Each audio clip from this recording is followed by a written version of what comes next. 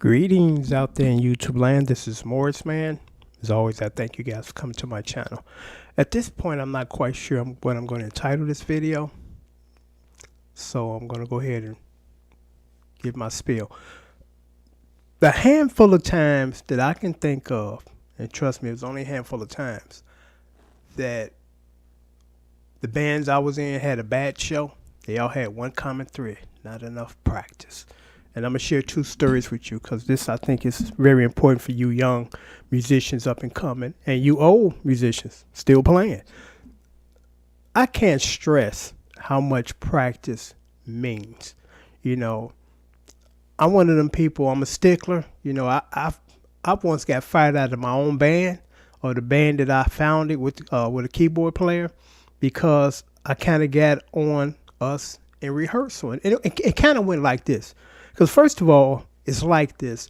The purpose of rehearsal is to come prepared to put together your part, to put everything together.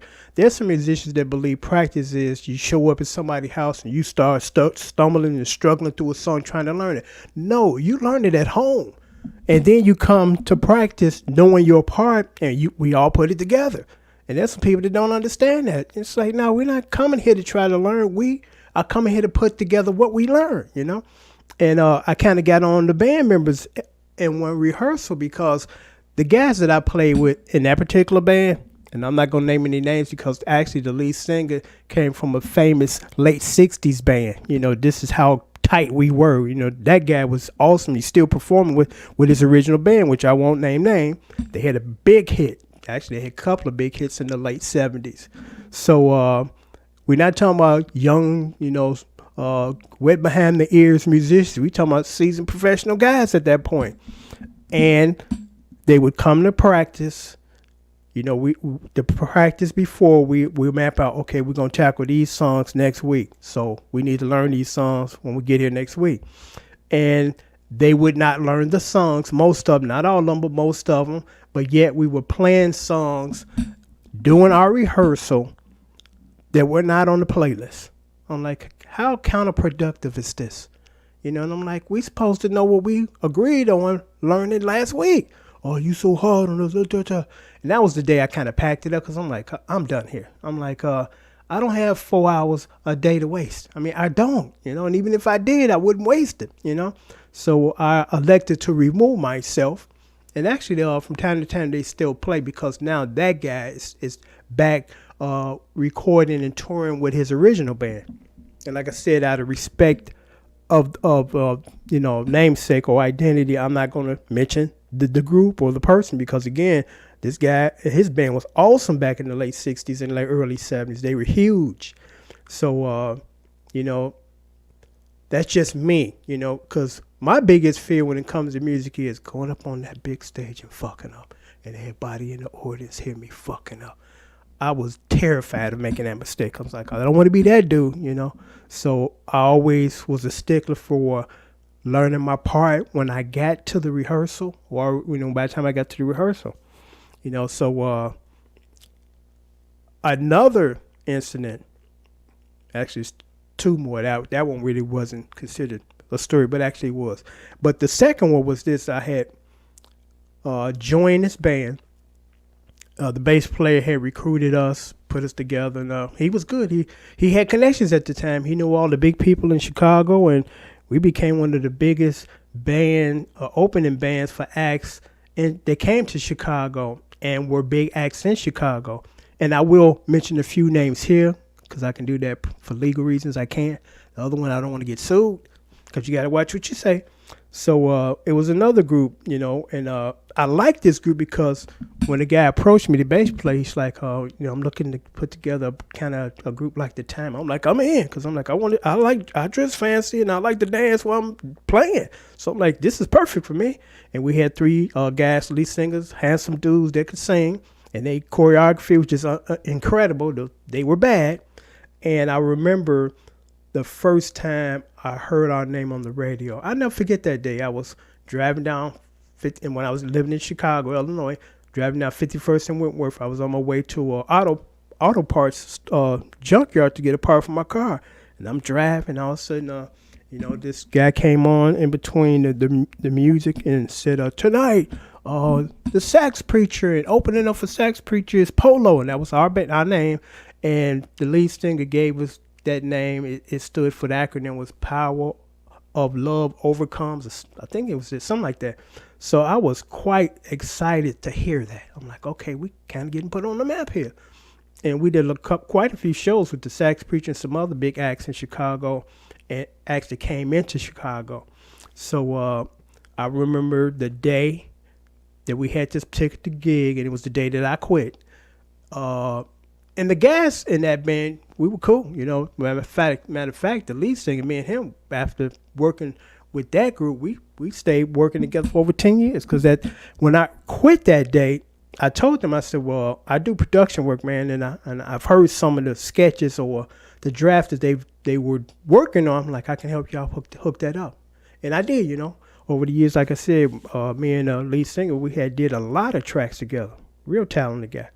So we were rehearsing for this big show, and this was a big show. And again, the bass player was the guy to put everything together as far as booking and things of that nature. So this particular band, okay, and I remember we had to have a keyboard player come in because the keyboard player we had was awesome. He sounded like Johnny Gills. He played the hell out of them keyboards. I'm like, cool. And he was coming from Will County, which was a good distance from where we are on the south side of Chicago. And this is what made him quit. And I totally understood, because me and that guy were the only two guys in that band at that time that were married. So it's a different situation for the married guys versus the single guys dating all these women that they meet at the shows. And the other guys were, of course, young, handsome, and single, so they were mingling big time. And they had a whole lot of these women coming in and out of the rehearsals. And the keyboard player said, I think we had enough of this because it's being disruptive, which it was. And he said this, and this is what hung himself. He said, from now on, no women can be in the rehearsal. And me and the keyboard player took offense to that, but it wasn't a big deal for me for this reason. My wife wasn't coming to rehearsals anyway. It's like, this is the time I got to do this. So, she understood. She's like, I ain't trying to be here anyway. I'm going to see y'all guys at the show when you're polished and ready to go. Kick ass.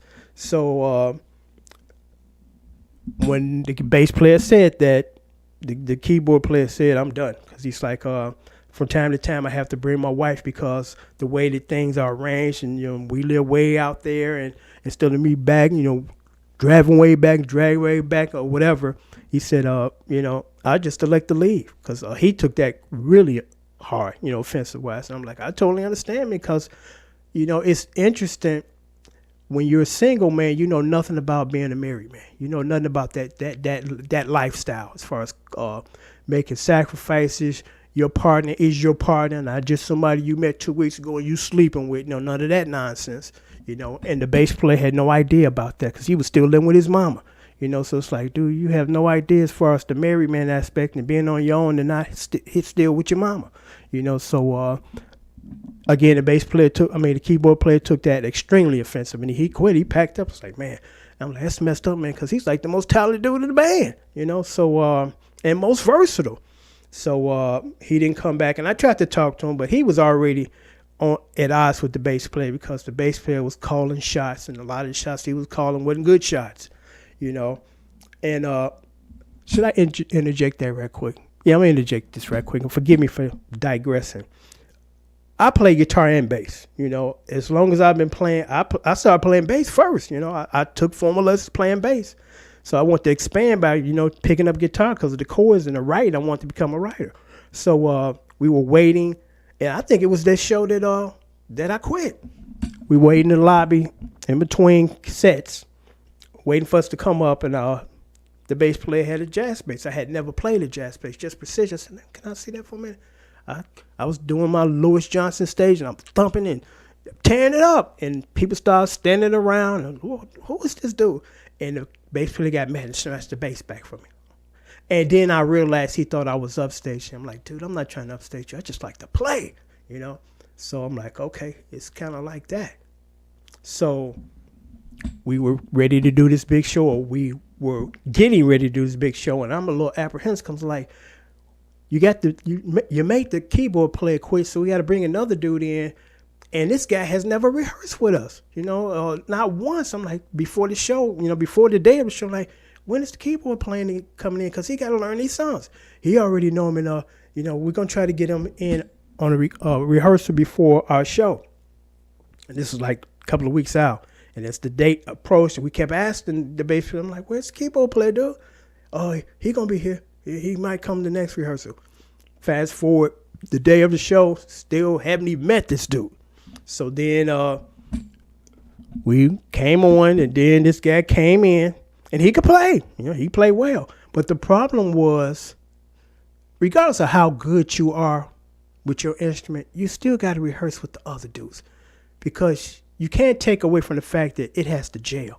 Because again, you can be ready for your parts here. I know my part backwards and forward, which most of us did. But you still need at least one day. I'm a quick study. If we doing like maybe just a special presentation of 1 or 2 songs, that's not a big deal. But the big deal is when you still have to fuse that stuff together. And he was out of sync the entire show. And I don't blame him. I mean, I blame the coordinator, which was the bass player, because this is his job to make sure that we all get together at least once, just once. Everybody's schedule is busy, but I look at it this way. If you're too fucking busy to rehearse and go get one rehearsal in, we got no fucking business doing this show. None. And that show, and actually another show, the second story I'm about to share with you guys, I refused my money. Because I'm like, I don't feel we did a good job, and I'm like, I'm not taking these people money when I feel in my heart that we didn't do a good job. We didn't do a good job at all. We were struggling because we didn't rehearse. Just one rehearsal, So that's the moral of this story and the one I'm about to share with you guys. Again, get at least one rehearsal in. If you're too busy to do that, then you're too busy to do the show. And the second one was very similar. And actually, I think it was even worse. I was in another band at one time, and the bass player from that band, who was awesome, tapped me on the shoulder and said, "Dude, we need a guitar player for this affair." And we just had to do 2 songs. I'm like, not a problem. But we do got to get together and at least put it together, and at least once, because again, we were that caliber of musicians that we just needed one. Rehearsal. For that show, we needed just 15 minutes. We get together for 15 minutes, go through the song, go through it again. We good, because they were not hard songs. It was just 2 songs with no set, not doing 15, 16 songs. So same thing with that guy. Yeah, we're going to get together. I'm like, okay. Then close to the show, I'm like, dude, when are we going to get together? I'm like, okay, so the day of the show, we didn't get no rehearsal. It was awful. It was really bad. And that day, my wife had the camcorder and she taped it. And when I seen that, and out of all the shows we've ever taped, whether they really tight or okay, or we need a rehearsal or we didn't get the rehearsal in, I would still keep them, But that one I deleted. Once I looked at them, I'm like, delete. And I tell you, for 2 reasons. That's when I first got sick with a systemic candida yeast infection, which almost killed me, not once but twice. I started losing a whole lot of weight. And when I went to my doctor, the first thing they wanted to do, and this is when AIDS and HIV was jumping off big time, we got to test you. I'm like, okay, but I know that ain't my problem. And it wasn't. And but that was just something that needed to be crossed off the list. And before, I got tested, I was like, and I seen that tape, I'm like, I sure hope I ain't got this, because I'm losing a lot of weight real fast and it don't look good, So, of course, that wasn't my issue. And that was one of the reasons why I deleted that tape, because I looked terrible, And the second one was, it was awful because we didn't get not one rehearsal in. Rehearsal to me is for, like I told you guys, I stress this, you learn the song at home. You put together the song at rehearsal. You got to gel it together. All these parts got to come together. We got to be in time with the drummer. The singers got to have their harmonies right, the timing of these songs, and some of the accents you got to, go over. And we didn't do any of that. And as a result of not doing that It was awful. I mean, it was terrible. And same thing. I refused and didn't take the money because I'm like, I just can't do this. I can't walk around with a clear conscience knowing that I did a shitty ass job and I got paid for doing a shitty ass job. Now you do supposed to be compensated for your time. And one can look at it that way. Well, at least, I did put this time in, but it wasn't good time. It's different when you put the time in and you're just not there. It's like, well, okay, well, at least I did try. I made effort. But when you don't make effort and don't go to rehearsals and just 20-minute session to just make sure that everybody's locking in and coming in at the right time and the tempo is right and the volume is right and all that, I can't take the money. And I learned from those 2 or 3 stories that I would never, ever take a gig without no rehearsal. If we can't get at least just one in, count me out. Because I don't want to go up there and make a fool of myself, Because I told you that was always my biggest fear, is going up on stage and fucking up and people hearing me fucking up. I'm like, no. How I learned how to arrange stuff when I started doing production work was this simple. Because, again, that was my thing. I don't want to be messing up in front of a group of people. How I would learn a song as far as my placement, I learned the lyrics of what the singer was doing. Because doing that allowed me to know where I'm at in the song at any given time and what's coming up, So I would always memorize the lyrics to all the songs that the lead singer sang in order to stay in place. Because we had this one guy. He was a pretty decent drummer. He wasn't professional caliber, but the band that we first formed wasn't professional caliber. At least we weren't shooting for that, even though I had already had some credits under my belt, But he didn't realize how important the drummer role in the band, because you could be a guitar player with 2 keyboard players, drummer, singer, and you can sometimes kind of fade into the back and sometimes mess up and nobody pays attention. But when you are the drummer, you have to know the structure of the song. And he didn't know that, because I'm like, when you know the structure of the song, okay, the singer's about to go into the chorus, and then I do my crescendos and my rolls, which indicates a change in the part of the song. He didn't know none of that. Didn't even know the song, just beating right through the chorus. And it's like, dude, what happened? None of that.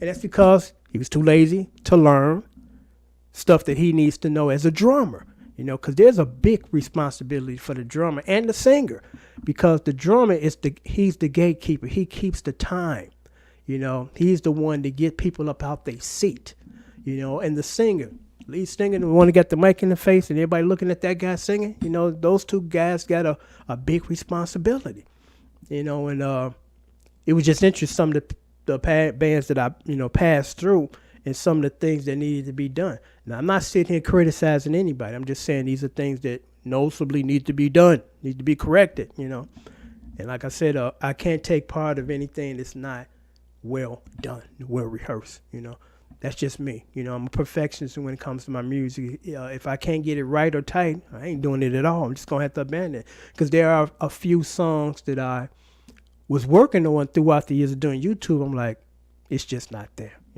Just some things you can't tackle. It could be just can't get the right tone on the guitar, or just so much going on that you say to yourself, I just don't have a whole day to devote to this one song, so I'm just got to move on. And it's not so much that I can't do. It's like I don't have 6 hours for one song. I just don't. Because I have some people that sometimes give me stuff. I'm like, this is a 6-hour song, dude. And the price that I'm giving you doesn't reflect that. That's just the reality. I don't have 6 hours to give you for $15 to $20, So I'm going to sign off now, but I thought I would share with you guys with that story, those stories, and hopefully the young musicians get it. Practice, don't just, half-ass something, get on stage and make a fool of yourself, or don't allow anybody else to half-ass it, and you want to rehearse, but they won't do it, and get you up on stage and have you make an ass of yourself, I'm like, no, I'm not doing it, dude. I can't do it if we can't rehearse at least just once. Can't do that. If you're that busy, then you shouldn't be doing this. Till next time, take care and thanks for watching.